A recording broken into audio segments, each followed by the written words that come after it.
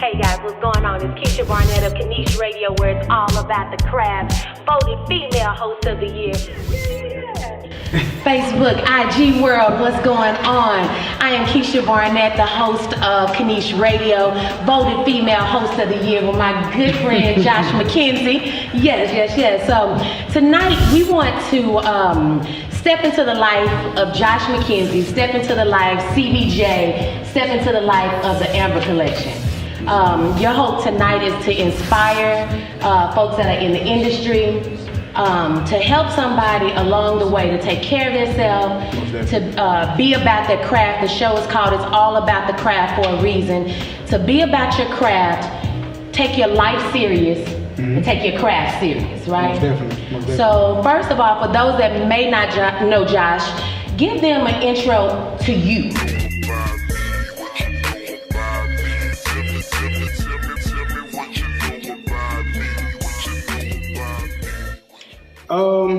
I'm from Fort Worth, Texas, born and raised. Became a professional barber about 13 years ago. Okay. Started cutting hair when I was about 14. It became a passion.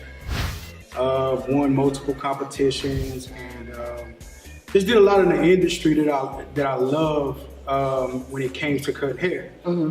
And when I actually got started, it became more of a love than I really thought before. Yeah. So I carried that and made that into a career, which I believe that every barber has a story behind, them becoming the barber, that they are. So, and that goes as well as a stylist too. So a little bit about myself. I graduated from Eastern Hills High School.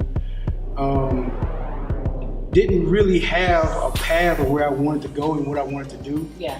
Got laid off 3 times. Never quit a job. Never been laid off a job. I've been laid off a job. Never quit a job. I always laid off, and I just couldn't really find anything that I wanted to do until I stumbled up on barbering. So, and that's pretty much about me as far as being a barber. Okay. Comes a time in this world where most people and things shall grow, therefore they are justified. To show to have had a sufficient legal reason for its purpose and state of being. To qualify oneself as a surety by taking oath to that ownership of sufficient property and gaining true respect for that ownership. To administer justice to his or her craft, believing in the tools and talent in that which they possess. CBJ.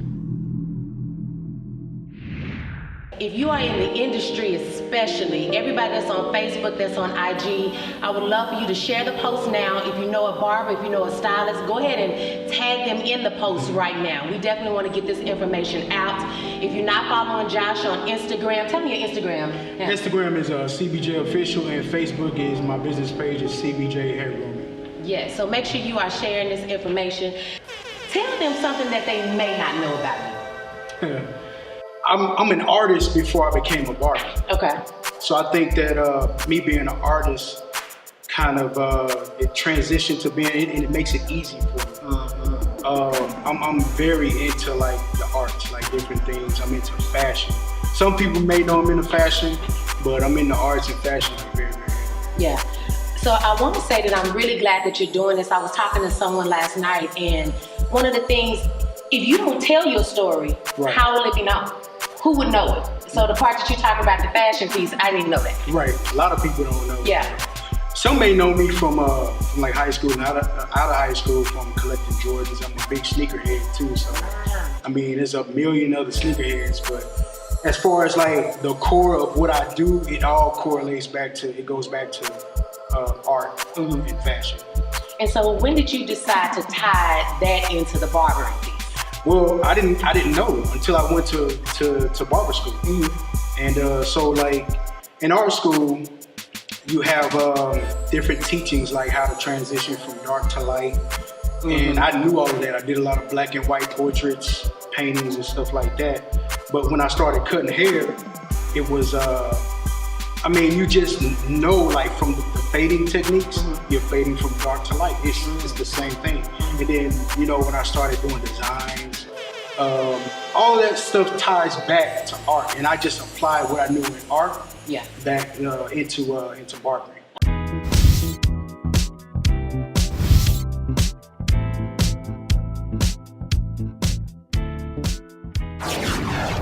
I know you are very serious about the business side. So when did you finally say, you know what? This is not a hustle. Right. This is not just something I'm artsy and doing for a hobby.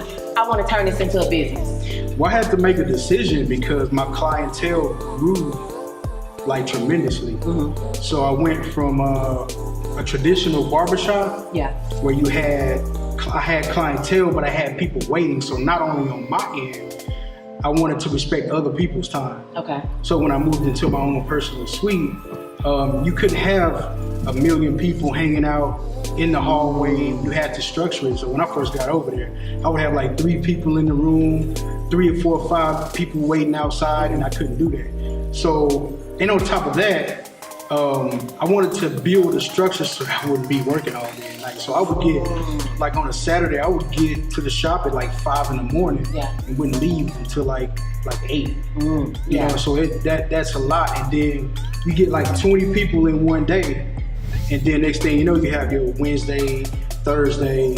It's slow, it may not be that. So it kind of evened out. So I ended up finding a booking system, which is called Shore. They're out of California. Okay. And they built my app for me.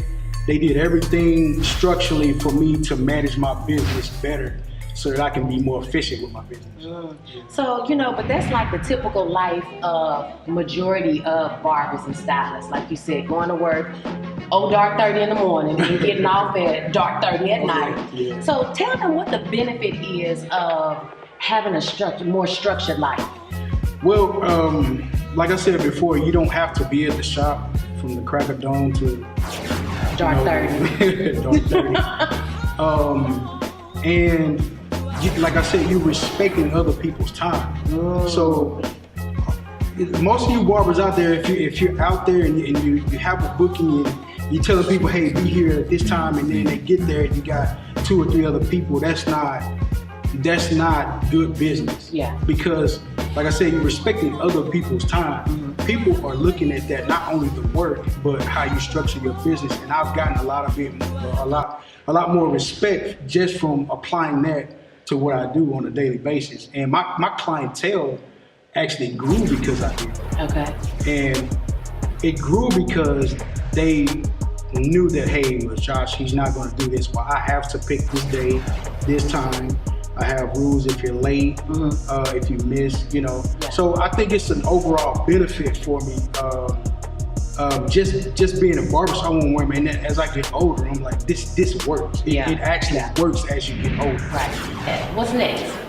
In 2019, I wanted to focus on developing my brand and taking it to a higher level. That's what's next for me, and really get back to creating. Like, I'm a creator. Like, everything that I do, I'm a creator. Like, everything that you see on this bottle, I came up with everything to design. So I want to get back to creating, like, not competition, but, you know, doing visuals and really setting the bar, especially like within my area, on how you could really take barbering to the next level and make a real good living off of it. Yeah. So that's what I really want to focus on: Amber collection and my own shop.